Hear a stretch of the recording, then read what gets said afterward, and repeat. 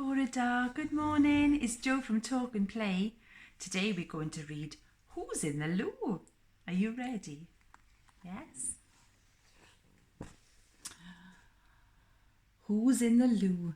It's a very long queue. Is it an elephant having a poo? They're taking forever. Now who could it be? Is it a whale who's doing the world's biggest pee? Is it a tiger who needed a tiddle? Or a wandering wombat who wanted a whittle? A waddling penguin too frozen to piddle? Who's in the loo? Is it a rhino who had a hot curry? It could be a tortoise. Well, they're never in a hurry. Whoever it is, it's a bit of a worry. Perhaps it's a hamster who couldn't reach the seat. Or maybe a monkey who was washing his feet. Or a snake who's just sitting there sucking a sweet.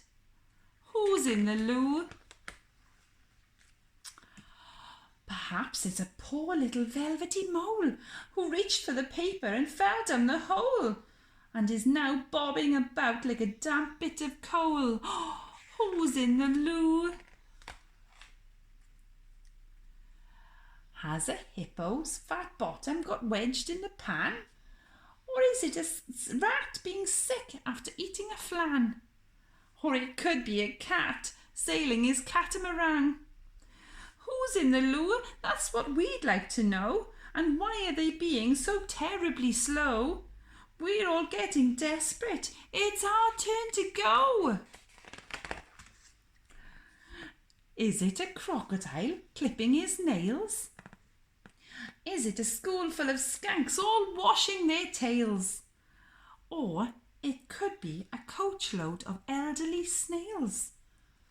Who's in the loo? Perhaps it's a sloth who's fallen asleep. Or is a shepherd in there dipping his sheep? Or could it be a leopard who's changing his spots? Take a peep. Is it a stoat who's making a stink? Or a pig who's washing his pants in the sink? Or it could be a porpoise. Well, what do you think? Who's in the loo? We just haven't a clue. Bang on the door. It's all we can do.